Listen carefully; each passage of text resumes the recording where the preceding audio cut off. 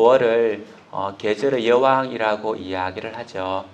가장 아름다운 계절이면서도 또 우리와 함께 할 수 있는 가족과 함께 할 수 있는 그런 시간이 많은 달입니다. 어린이 주일이고요. 다음 주가 어버이 주일이고 또 부부의 날도 있고 성년의 날도 있고 해서 5월달이 우리 모두에게 축복의 날 같아요. 그래서 옆에 분들에게 뭐라고 인사하냐 하면 당신을 위하여 5월이 왔습니다 라고 인사를 한번 해주시겠어요? 그 말은 5월에 정말 행복했으면 좋겠다, 우리 모두가 5월에 다 행복했으면 좋겠다 라고 하는 그런 마음을 심은 거예요. 그렇습니다. 하나님께서 우리 한 사람 한 사람을 위해서 5월을 주셨고요, 또 꽃이 피어나게 하고 또 새 날을 주셨기 때문에 우리가 살아가는 모든 날들은 감사의 날이고 행복의 날인 줄 믿습니다.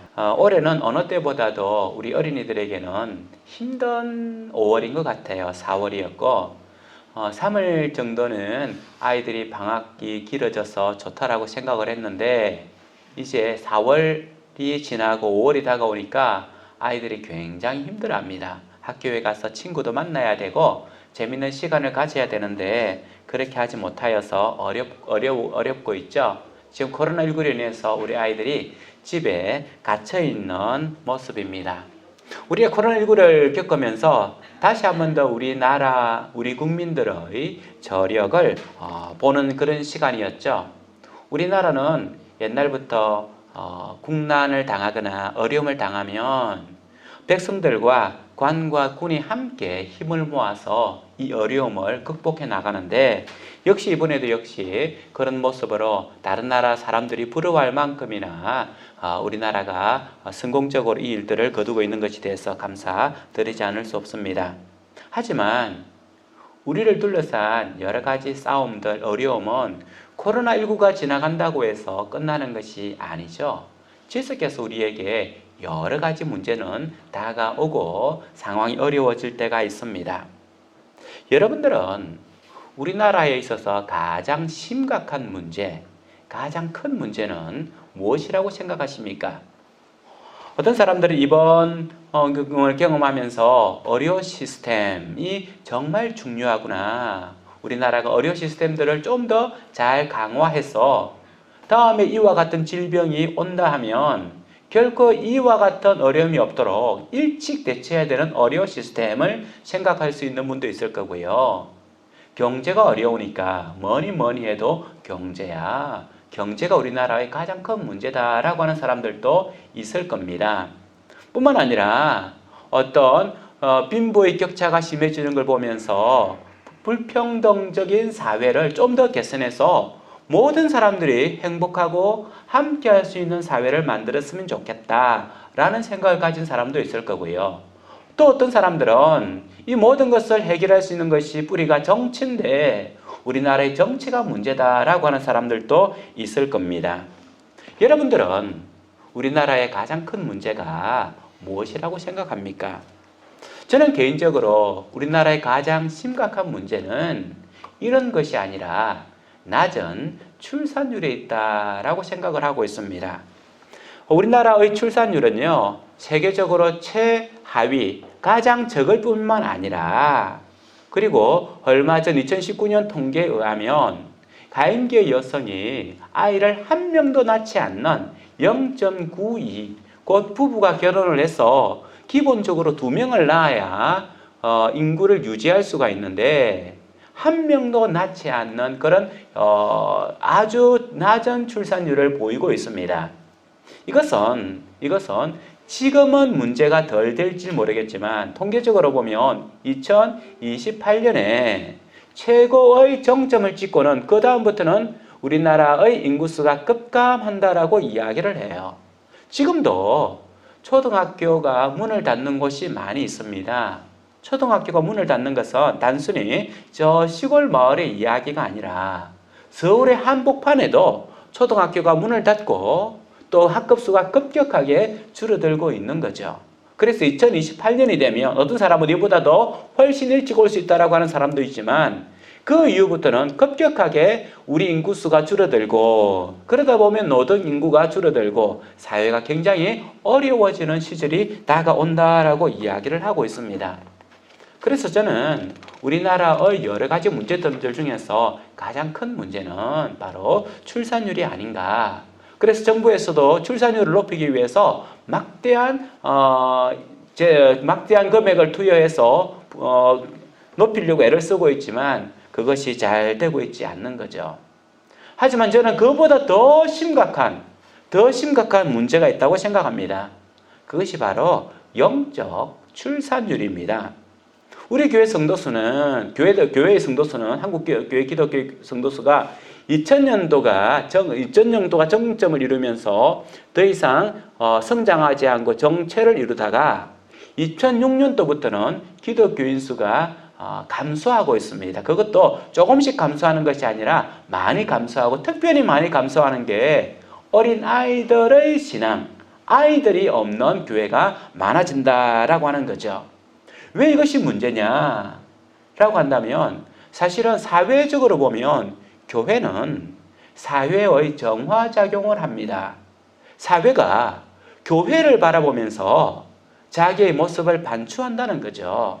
우리가 아침에 교회 나올 때에 또 직장 갈 때에 그거를 보면서 머리를 쓰다듬고 옷 매무새를 하고 얼굴이 뭘 묻었는가 확인을 하는데 사실은 세상을 살아가는 사람들은 자기에게 잘못된 것이 뭐가 있는가, 무엇이 문제인가를 발견할 때에 교회라고 하는, 다른 말로 말하면 사회학적 종교라고 할 수 있겠는데요. 그런 것을 바라보면서 자기의 모습들을 가다듬는 거예요.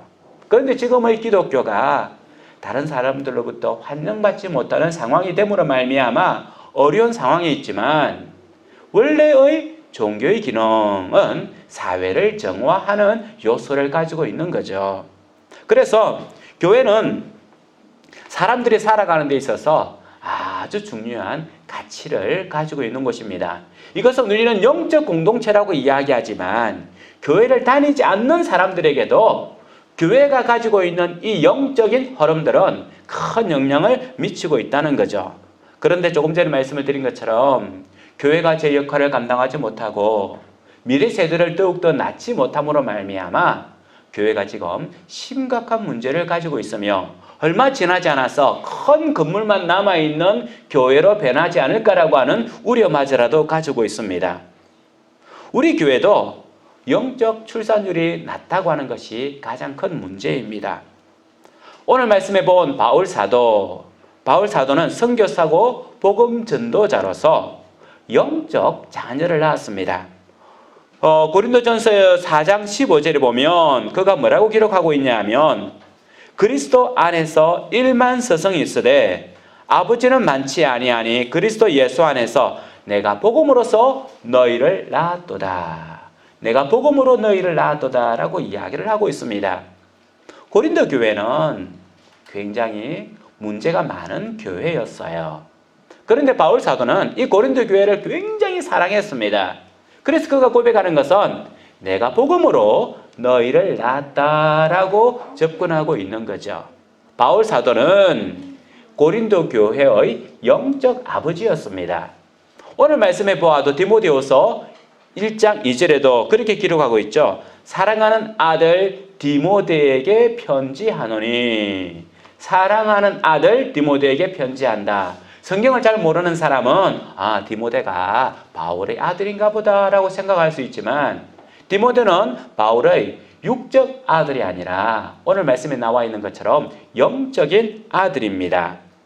디모데는 원래는 아버지는 그리스 사람이죠. 아버지는 그리스 사람이고 어머니가 유대 사람이었습니다.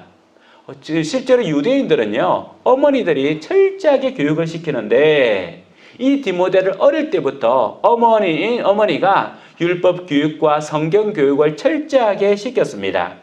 그런 가운데에 바울이 1차 전도 여행 때 디모데가 살고 있던 루스드라를 들어오게 되고 그곳에 들어와서 디모데를 만나며 그의 가정을 만나요. 복음을 그의 가정에 전하는 거죠. 성경에 나와 있지 않지만 전성에 의하면 바울 사도가 1차 전도 여행 때 루스드라에 있는 디모데의 집에서 머물며 복음을 전했다라고 이야기를 합니다.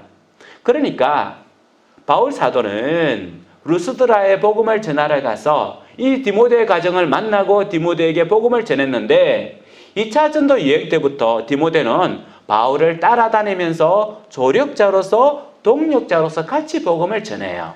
그리고 나서 문제가 있는 교회에 바울 사도가 디모데를 파송을 합니다. 디모데야, 너가 가서 저 교회에 있는 여러 가지 어려움을 해결을 하고 저들에게 말씀을 전해라 라고 해서는 가게 되는데, 그 중에 한 교회가 에베소 교회도 있어요.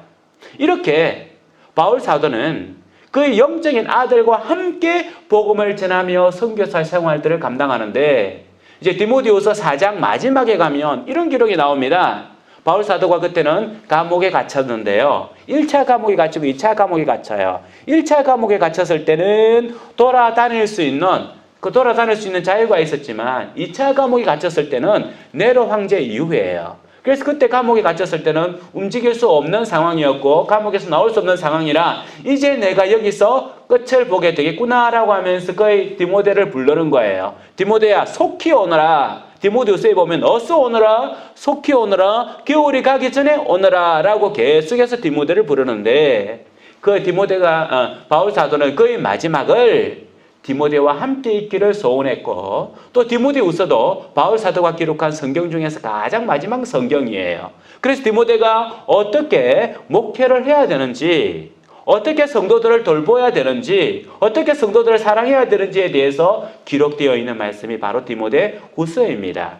이렇게 바울 사도는 디모데가 자기의 육적인 아들은 아니지만, 혈연적인 아들은 아니지만 영적인 아들로서 그와 함께 하기를 소원했고 함께 사역하기를 원하였고 마지막까지 교인을 주기를 원하였던 것이 바로 디모데입니다. 바울 사도는 이 디모데를 영적 아들로 삼았던 거죠.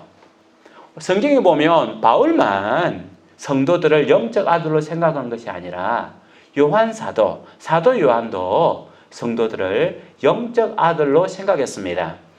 요한일서를 보게 되면 요한일서는 바울 사도 요한이 소아시아, 지금은 터키죠. 그 지역에 있는 교회들에게 편지를 보내는데 그 편지에 보면은 뭐라고 기록하냐 하면 요한일서 2장 1절에 나의 자녀들아 라고 기록을 하고 있고요. 요한일서 2장 18절에서는 아이들아, 2장 28절에서는 자녀들아 이제 그 안에 거하라, 아이들아 지금은 마지막 때라 라고 하면서 터키 지역에 있는 그 교회들의 성도들 향하여서 나의 자녀들아, 나의 아이들아, 나의 자녀들아 라고 하면서 훈계하고 있는 거예요.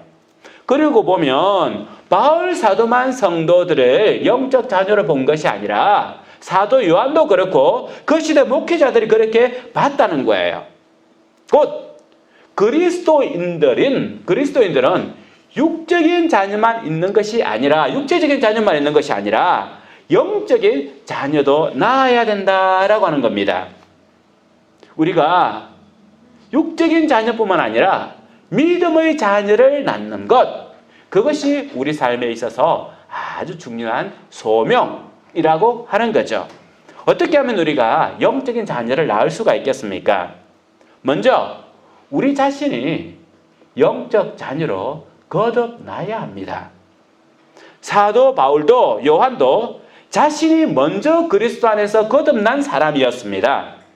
우리가 잘 알고 있는 것처럼 바울은 예수님을 믿는 사람을 감옥에 가두기 위해서, 이 사람들 핍박하기 위해서 다메섹, 지금은 다마스커스죠, 그쪽으로 올라가는 길에 부활하신 예수님을 만나고 그가 인격적으로 완전히 새롭게 되는 은혜를 맛보게 됩니다.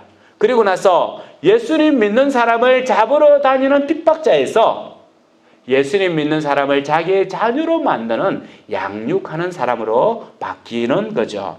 뿐만 아니라 사도 요한도 예수님을 만나기 전에는 갈릴리 지역에서 물고기를 잡는 어부였습니다. 그가 예수님을 만난 후에 인생이 바뀌게 되고 예수님을 믿는 사람을 자녀로 삼는 사역자로 거듭나고 목회자로 거듭나게 되는 거죠. 기독교의 모든 원리는, 기독교의 모든 중심은 예수님을 믿고 거듭나지 않는 모든 행위는 다 부질없는 것입니다.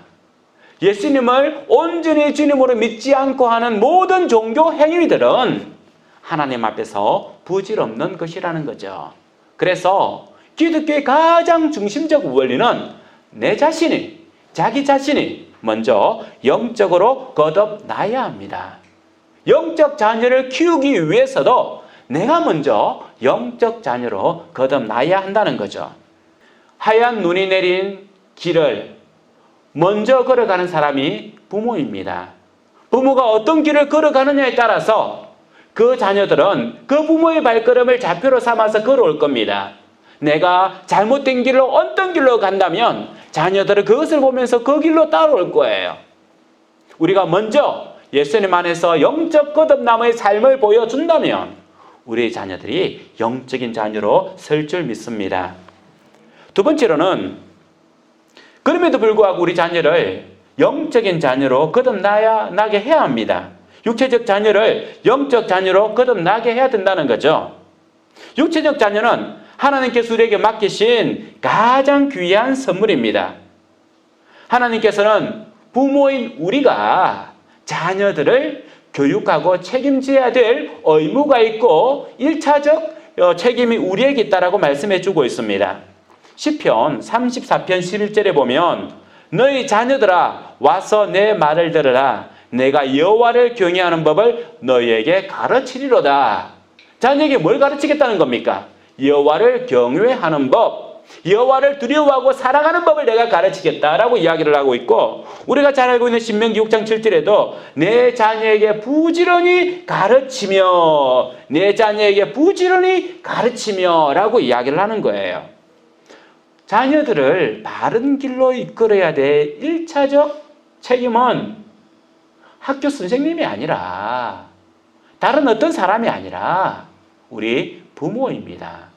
부모가 자녀들을 훈계하고 교육하고 아이를 잘 키울 의무와 책임이 있다는 거죠.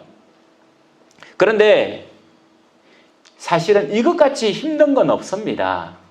자녀들에게 용돈을 줄 수도 있죠.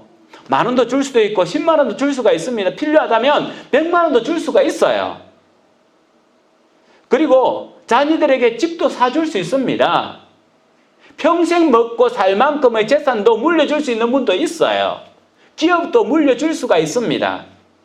하지만 신앙을 물려주지 않는다면 돈을 주고 집을 주고 기업을 준다 할지라도 이 돈 때문에 이 기업 때문에 이 권세와 이 물질 때문에 도리어 자녀들이 망하게 되는 모습을 보게 됩니다. 그러므로 신앙을 물려주지 않는 그 모든 것은 부질없는 것이라고 밖에 말할 수 없습니다.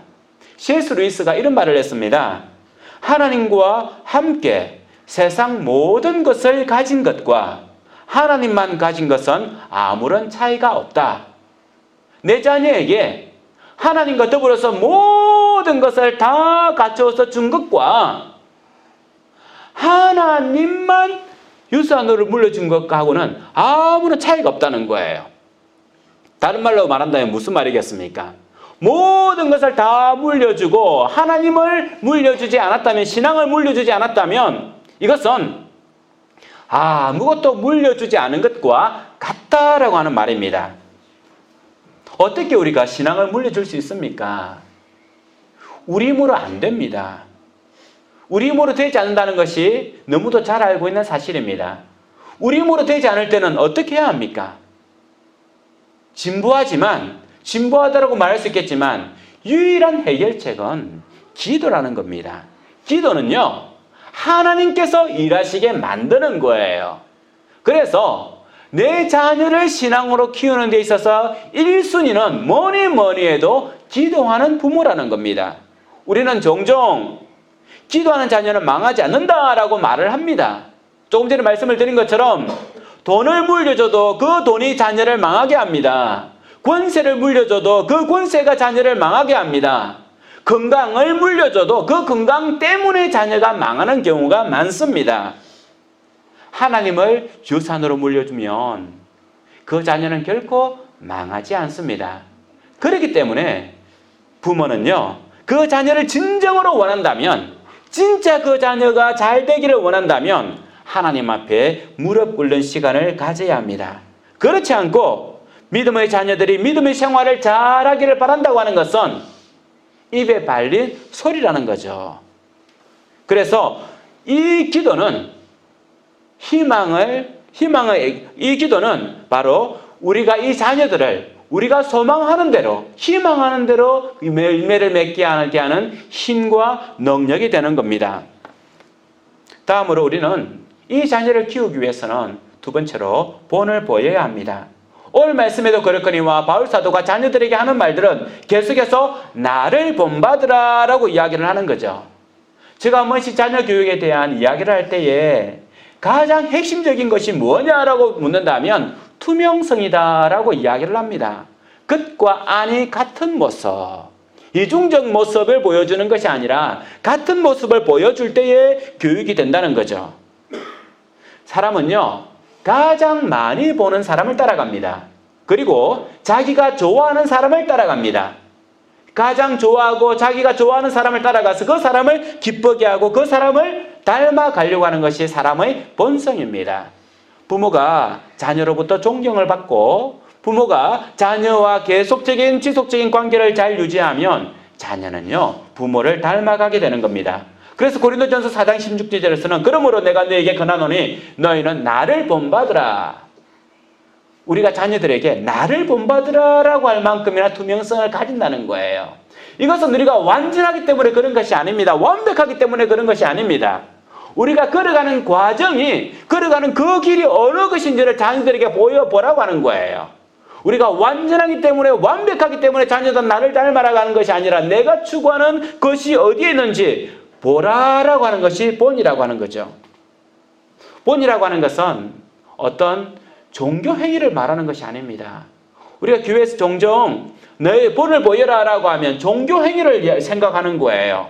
기도하는 모습을 보여줘야 되고 성경 읽는 모습을 보여줘야 되고 주일에 예배하는 모습을 보여줘야 된다라고 하는 이런 모습들, 이것은 신앙적 행위입니다. 물론 이것도 안 하는 것보다는 더 유익하겠죠. 하지만 이것만으로 신앙을 물려준다라고 생각한다면 착각인 겁니다. 기도하는 모습, 헌금하는 모습, 예배드리는 모습, 내가 하나님 앞에 뭘 하는 종교적 행위로서 자녀들은 변하지 않는다는 거예요. 조금 전에 말씀을 드린 것처럼 본을 보인다고 하는 것은 우리의 가치관, 우리의 세계관, 내가 무엇을 선택하고 내가 내 삶의 중심에 무엇을 두고 사는지를 그것을 보여준다는 겁니다. 어떤 행동을 할 때에 왜 내가 그런 행동을 하고 그것을 선택했는지 그 중심에 하나님이 있음을 보여준다는 거예요. 우리가 무엇을 먹을 때도 하나님을 위하여 먹고 돈을 쓸 때도 하나님을 위하여 쓰고 하나님을 생각하고 누구를 만날 때도 하나님 편에서 그것을 만나는 것, 내 감정, 내가 원하는 대로 것이 아니라 기도하면서 하나님께서 원하시는 대로 만나고 하나님께서 원하시는 대로 돈을 쓰고 하나님을 위하여 내가 하는 이 삶의 가치가 바로 자녀들이 본받는 겁니다. 그래서 우리의 삶의 중심에 있어서 100마디 말보다도 내가 선택하고 내가 생각하고 내가 행동하는 이 모든 것의 중심에 하나님이 있는 것을 보여주는 것, 이것이 바로 자녀들 하여금 본받게 하는 사실입니다. 세 번째로, 그럼에도 불구하고 우리는 영적 자녀의 지평을 넓혀야 합니다. 자녀라고 말한다면 우리는 쉽게 피로 맺은 자녀, 내가 양육하고 있는 자녀, 내 가정에 있는 자녀를 자녀라고 생각을 하는데 교회는요, 혈연에 매여 있으라고 하지 않습니다. 우리 하나님께서 우리도 양자로 삼으셨죠. 혈연으로 묶은 것이 아니라 믿음으로 만든 거예요. 그래서 교회에서는 우리는 서로 형제, 자매입니다. 교회에서는 형제, 자매라고 부르는 거죠. 곧 그 말은요, 누나가 되고 형이 되는 거예요. 그리고 동생이 되고 여동생이 되고 남동생이 되는 거예요. 그만큼 우리는 단순히 피를 나누지 않았다 할지라도 예수 그리스도의 피 안에서 하나가 된 공동체라는 겁니다. 그래서 유아세례를 줄 때도 어떻게 합니까? 유아세례를 줄 때에 그 집에 가서 그 아이에게 유아세례를 주지 않아요. 집에 가서 목사님이 유아세례를 주는 것이 아니라 이런 공중예배에서, 공예배에서 유아세례를 줘요. 왜 유아세례를 그렇게 주겠습니까? 아이가 막 그 물을 찍으면 울기도 하고 막 깨어나서 막 그 앙탈을 부리면 엄마가 굉장히 난처해요. 그러면 차라리 아이를 데려가 산쪽에서 그냥 유아 세례를 주면 되는데 왜 자다가 깬 아이에게 물을 찍어 바르면서 애가 놀라가지고 응애 울게 만들고 엄마는 어쩔 수 없는 이런 상황을 만들까요? 왜 이걸 만들겠습니까? 이 유아 세례가 단순히 이 엄마의 가정에 이 아이의 가정에 일어나는 일이 아니라는 거예요. 우리 공동체의 중요한 사건이라는 겁니다. 이 엄마만이 이 자녀의 부모가 아니라는 거예요. 우리 공동체 전체가 이 아이가 믿음으로 잘 자랄 수 있도록 협력하고 노력하고 훈계하고 사랑하겠다라고 하는 고백인 겁니다. 이 아이의 유아 세례는 단순히 이 아이와 엄마의 관계가 아니라 유아 세례를 통하여서 함께 있는 모든 성도들과의 관계라는 겁니다. 그랬어요. 우리는 아이들을 같이 책임지는 공동체입니다. 같이 책임지는 공동체라는 거죠. 그래서 아이들에게 간식도 사주고, 그죠? 아이들의 칭찬도 하고, 아이들의 필요한 것을 허락해주고 품어주고, 우리 교회 공동체가 다 함께 하는 거예요. 어떤 아이가 와가지고 떠들면 저 아이는 왜 그래가 아니라 그 떠드는 아이가 내 아이고 내 손자라는 겁니다. 그러면 보는 사람이 그 아이를 먼저 달래기도 하고 위로하기도 하고, 이게 바로 유아 세례를 이 앞에서 하는 이유라고 하는 거죠. 곧 우리 교회의 모든 자녀는 우리의 자녀입니다. 그래서 우리의 모든 자녀들이 건강하게 자랄 수 있도록 교회는 최선을 다해야 되는 거죠. 신앙 훈련을 해야 되고 그 아이들에게 좋은 공간을 허락해야 되며, 그리고 좋은 시설을 갖추어서 아이들이 교회에 오면 더 좋은 시설에서, 우리보다도 더 좋은 시설에서 교육받고 예배 드릴 수 있게끔 아이들에게 허용을 해야 된다는 거예요. 그래서 우리 아이들이 많이 와서 예배 공간이 부족하다고 하면 우리는요 1층을 가든지 옥상에 가든지 가야 되고 이 아이들에게 이 본당을 내줘야 되는 거예요.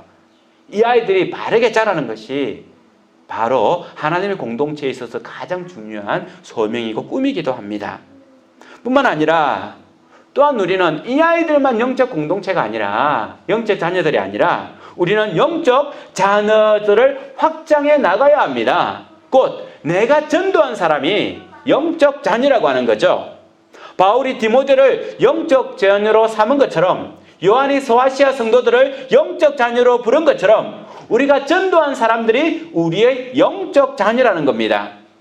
선교단체에, 대학교 때 선교단체에 있으면 그 목자라고 하죠. 목자라고 CC에서는 순장이라고도 하는데, 이분들이요 이 영적 자녀들을 얼마나 열심히 케어하냐 하면 학교에 있을 때 밥을 사주기도 하고, 자취집에 있으면 쌀을 가져다 주기도 하고, 김치도 사다 주기도 하고 막 그렇게. 그런데 그 목자집에 가면 자기 집에 그 자취방에 넉넉하냐면 전혀 그렇지 않아요. 자기 집에는, 자기 자취방에는 쌀이 떨어지고 김치가 없어도 누구부터 먼저 사주냐 하면 이 자기가 양육하는 이 양, 이 목원, 이 사람부터 먼저 챙겨주는 거예요. 그리고 아르바이트 해가지고는 자기는 겨울에 외투옷을 못 사 입더라도 자기 양이 자기가 전도한 사람이 추위에 떨고 있으면 자기가 용돈을 들어서 그 사람에게 외투옷을 사주는, 겨울 외투를 사주는 모습을 보게 됩니다. 그 말은요 양을 키우는 목자의 마음인 거예요. 그래서 자기는 먹지 못해도, 자기는 좋은 옷을 입지 못해도 자기가 케어하는, 자기가 돌보는 그 사람은 자기 관심의 1순위가 되어서 제일 우선순위로 두고 있는 모습을 보게 됩니다. 이것이 누구의 마음입니까? 부모님의 마음이지 않습니까? 부모님의 마음이 자녀들에게 우선적으로 제공하려고 하고 자녀들이 우선적으로 따뜻하게 입게 원하는 것이 부모들의 마음이라고 하는 거죠. 내가 전도한 영적 자녀는 그렇게 돌보는 겁니다. 나와 함께하는 영적 자녀를 그렇게 세우는 겁니다. 그래서 디모데후서 2장 2절에 보면 또 내가 많은 증인 앞에서 내게 들은 바를 충성된 사람에게 부탁하라. 그들이 또 다른 사람들을 가르칠 수 있으리라. 내가 그렇게 키운 사람이 그렇게 자란다는 거예요. 내가 그렇게 키운 사람이 그렇게 자라고 그 자란 사람이 또 다른 사람들을 키우는, 이것이 교회의 원리입니다. 교회의 원리예요. 그냥 그물을 던져가지고 수없이 많은 사람들 왕창 잡아들이는 것이 아니라 한 명 한 명을 복음을 전하고 그 사람들의 인격이 바뀌고 삶이 바뀜을 통하여서 그 사람이 또 다른 사람들을 전도하게 만드는 원리, 이것이 바로 기독교의 원리이고 기독교의 능력이고 힘인 겁니다. 사랑하는 성도 여러분, 그런 의미에서 우리가 살고 있는 이웃들은요, 잠재적 영적 자녀라는 것을 기억해야 합니다. 아직 그들이 하나님을 알지 못하기 때문에 우리가 품고 있는 태신자라고 하는 거죠. 내가 자녀를 품고 있는 것처럼 이웃에 있는 사람들을 품어야 되는 겁니다. 그래서 디모데후서 2장 3절에 보면 너는 그리스도 예수의 좋은 병사로 나와 함께 고난을 받으라. 자녀를 배에 품고 있는 사람은 고난을 받는 거예요. 우리가 어머니들께서 아이를 배웠을 때 보는 것처럼 무슨 일이 발생을 하면요, 가장 먼저 뱃속에 있는 아이부터 보호하는 거예요. 그것처럼 고난을 받는다고 하는 것은 내가 이웃을 위하여, 복음을 전하기 위하여, 내가 그들을 위하여 고난을 받는 것, 맞는 겁니다. 그래서 갈라디아서 4장 19절에서는 너희를 위하여 해산하는 수고를 하노니, 해산하는 수고, 아이를 낳는 수고를 한다는 거예요. 한 사람을 전도하여 영적 성장을, 영적 자녀로 만들기 위해서는 이렇게 품어야 하고 해산의 고통을 통하여 아이를 낳아야 하는 겁니다. 우리 주님께서 우리를 낳게 하기 위해서도 이런 해산의 고통을 당하셨고 주님께서 십자가에 돌아가신 거죠. 우리가 구원받을 때도 누군가의 수고와 헌신이 있었다고 하는 것을 기억하시기 바랍니다. 저를 전도하기 위해서 수고한 사람이 있었고요, 여러분들을 전도하기 위하여 수고한 사람이 있었고 그 사람의 헌신이 있어서 이 자리에 있는 겁니다. 자녀는 부모를 닮아갑니다. 재미있는 것은 전도되어 온 사람은요, 전도한 사람을 닮아가는 경향이 있어요. 전도한 사람이 예배를 잘 드리지 않거나 하면 전도되어 온 사람도 그렇게 닮아가요. 전도한 사람이 새벽 예배도 나오고 성경도 열심히 읽으면 전도되어 온 사람도 그 전도한 사람을 닮아서 그렇게 하는 거예요. 야, 예수를 믿을 때 저렇게 하는 것이 기본인가 보다 라고 따라간다는 거죠. 그래서 우리의 수고와 헌신은 나를 키우기도 하지만 내 자녀, 영적인 자녀를 키워가는 겁니다. 말씀을 맺도록 하겠습니다. 오늘은 어린이 주일입니다. 영적 자녀가 급속도로 줄어들고 있는 한국 교회에서 우리는 다시금 영적 부흥이 일어나도록 우리의 자녀들을 잘 키워야 합니다. 그리고 이 자녀들을 키우기 위해서는 우리는 이 자녀들을 위한 수고와 헌신들을 해야 되는 거죠. 그럴 때에 다음 세대가 세워질 수 있고 온전한 영적 공동체가 만들어질 수 있습니다. 아울러서 육체적 자녀, 내 가정에 있는 자녀만 책임지는 것이 아니라 품고 있는 태신자들, 내 이웃에서 아직 태어나지 않는 그들에게도 복음이 들어가야 하며 그들도 영적 자녀로서 거듭나야 합니다. 그럴 때에 하나님은 우리에게 영광의 멸류관을 허락하시면서 축복받는 성도로 나갈 줄 믿습니다. 이런 삶을 살아갈 수 있는 우리 성도님들이 되기를 주님의 이름으로 축원합니다.